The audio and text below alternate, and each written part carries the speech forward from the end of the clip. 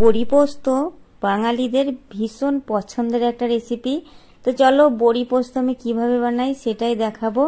দেখো সরষের তেল গরম করে নিয়েছি, এবার দিয়ে দিচ্ছি বড়িগুলোকে একটু লাল করে ভেজে নেব।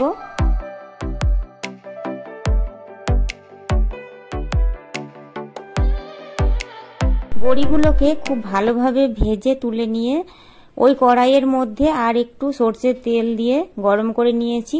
দিয়ে দিচ্ছি ফোড়নে কালো জিরে আর কয়েকটা চেরা কাঁচা লঙ্কা। এবার কাঁচা লঙ্কা আর কালো জিরের খুব সুন্দর একটা সেন্ট বেরোলে এর মধ্যে দিয়ে দিচ্ছি পেঁয়াজ কুচি। আর পেঁয়াজ কুচি দিয়ে পেঁয়াজ কুচিগুলোকে একটু ভেজে নেব, তবে একদম পুড়িয়ে ফেললে হবে না, পুড়িয়ে ফেললে কিন্তু পোস্তর কালারটা চেঞ্জ হয়ে যাবে আর পোস্তটা খেতেও অতটা টেস্ট লাগবে না। দেখো এবার পেঁয়াজটা একটু ভেজে নিয়ে ওর মধ্যে আমি আলু দিয়ে দিয়েছি, আলুগুলোকে একটু ভেজে নেব। দিয়ে দিচ্ছি স্বাদ মতো লবণ।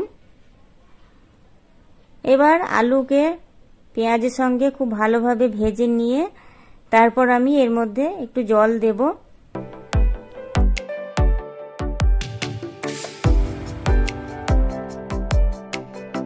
পেঁয়াজের সঙ্গে আলুটা ভেজে নেওয়ার পরে এবার দিয়ে দিচ্ছি জল।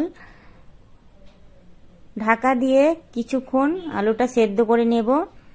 দেখো যতক্ষণ আলু সেদ্ধ হচ্ছে ততক্ষণ আমি পোস্তটা বেটে নেব। তার জন্য নিয়ে নিচ্ছি একটা মিক্সি জারে পোস্ত। এবার এই পোস্তর মধ্যে একটু লবণ দিয়ে তারপরে পোস্তর পাউডার বানিয়ে নেব। দেখো কিছুক্ষণ মিক্সিতে ঘুরিয়ে আমি পাউডার বানিয়ে নিয়েছি আর পাউডারটা এরকম হয়েছে। এবার কয়েকটা কাঁচা পাকা লঙ্কা দিয়ে এর মধ্যে সামান্য গরম জল দিয়ে কিছুক্ষণ রেখে দিয়ে তারপর এটাকে পেস্ট করে নিলে পোস্তটা খুব ভালো মতো পেস্ট হবে।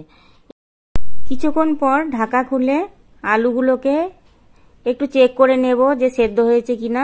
দেখো প্রত্যেকটা আলুই সেদ্ধ হয়ে গেছে। এবার এর মধ্যে দিয়ে দেব ভাজা বড়ি আর বড়িগুলো দিয়ে একটু নেড়ে চেড়ে তারপর আমি পোস্ত দিয়ে দেব।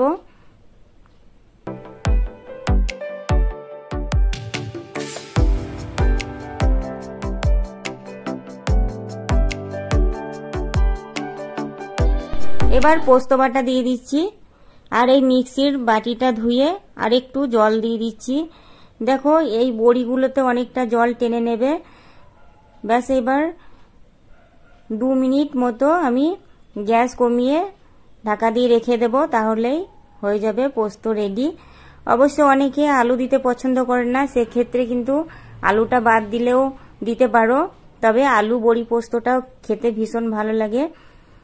দেখো পোস্ত দিয়ে কিন্তু আমি বেশিক্ষণ ফোটাই না, পোস্তটা দিয়েই 1 থেকে 2 মিনিট মতো একটু লো ফ্লেমে রেখে দিয়ে তারপরে পোস্তটা নামিয়ে নিই। আবার অনেক সময় কিন্তু পোস্ত দিয়ে সঙ্গে সঙ্গে একটু নাড়াচাড়া করেও নামিয়ে নিই, একদমই ফোটানোর চেষ্টাই করি না। তবে আজকে ভিডিওতে আমি একটু ফুটিয়ে দেখালাম। অনেকেই আছে যে পোস্ত দিয়ে সঙ্গে সঙ্গে নামায় না, তো তাদের জন্য দেখিয়ে দিলাম যে 1 থেকে 2 মিনিট একটু ফুটিয়ে নিতেই পারে। তো কেমন লাগলো এরকম একটা ভিডিও বড়ি আলু পোস্ত সেটাও জানিও কমেন্ট করে।